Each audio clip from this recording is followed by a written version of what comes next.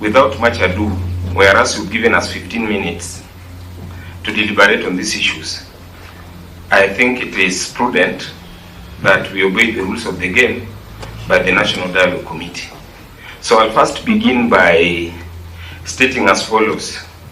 Whereas you had highlighted 5 issues that were to be canvassed by the Kenyan citizens, we deemed it fit, and I think it is us who came first as members of the public, that we felt that the dialogue was not people-centered, but it was leader-centered. But luckily enough, it was prudent for the Learned Council, who is also the former Vice President of the Republic, said that we need to come and give our views via our memorandum, of which we also say thank you to the panelists. I'll begin by stating as follows, that I'll not read everything because of time. The thematic areas with regard to electoral justice and related matters, restructuring and reconstitution of the IEBC, we had the following recommendation. 1, there is need, and I'm pleading again that there is need. Those are 3 words. That we need to abolish what is the so-called National Tallying Center. Because where we are in, the citizens of the Republic of Kenya have always been participating in voting, but the problem, it is from the National Tallying Center, not at the polling station. So as we are saying, we need to have what is known as the polling station tallying center. Because if all votes are being casted right from the ground, what is the need, or what is it that the chairman is going to do? What is it that is going to verify? Because already the results have been found right from the ground. So the reason as to why we deemed it fit that we need to abolish the National Tallying Center is that this is where the problem has always begun. Kenyans have not been fighting at the polling station. They have been fighting at the National Tallying Center with leaders who have been elected. So for us to avoid that sham, we need to abolish the so-called National Tallying Center. That is 1. 2, we are saying that we need to creation of youth members of parliament elected as the same as women representatives, including persons with disability. Why?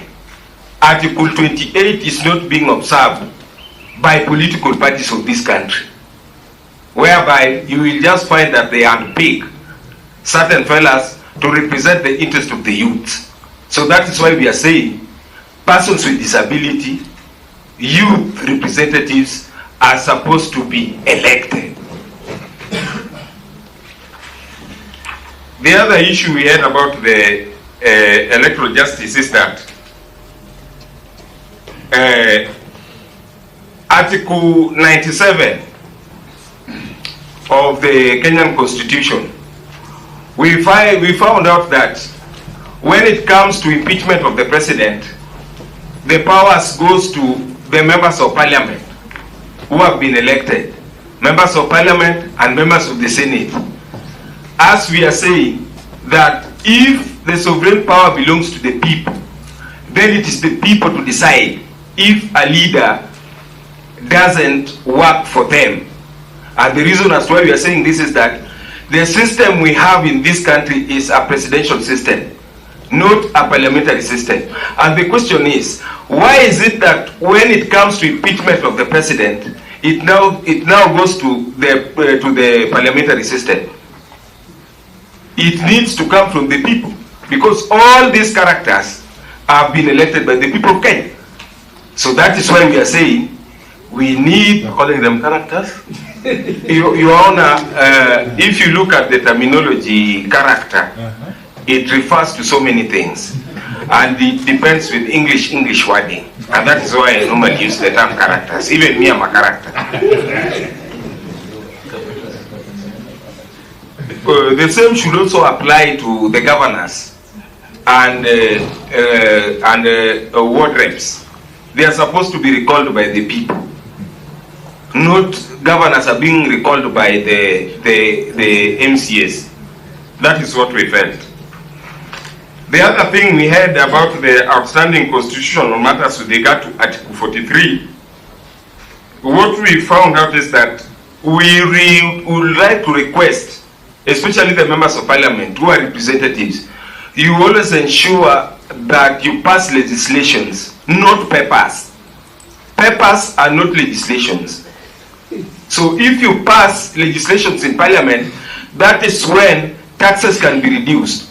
And these taxes and levies can only be reduced in petroleum products in order to improve the efficiency of domestic refineries. So justification which we have with regard to this is that our peers, the neighboring countries, those are the landlocked countries, Uganda, Rwanda, and Burundi. Their cost in terms of fuel is much lower than us, who have an inland port. So that should be a big worry to us. How comes that a landlocked country, its petroleum levies are lower, and a country which is not landlocked like Kenya, which is cherished and respected amongst all nations in the world, its taxes and levies are more? It is pinching on the economy. The other thematic area we had is about fidelity to political parties, coalitions, and law on multi-party democracy. On this, we are saying that this is already captured in Section 543 of the Political Parties Act. So the provision itself lays the ground and management and membership of political parties. So justification, we underscore that the fact that democracy is enhanced both by the ruling party and opposition and not weakened in the delivery and oversight from both parties. So the other thematic area which we have is thematic area 4, that is about entrenchment of funds in the constitution, that is the NGCDF, Senate Oversight Fund, and NGAF. The role of parliament is oral, and I'm repeating, the role of parliament is oral, that is oversight, representation, appropriation, and legislation. To this effect, we would like to say that the Supreme Court of the Republic of Kenya pronounced itself on this and hence makes the matter moot.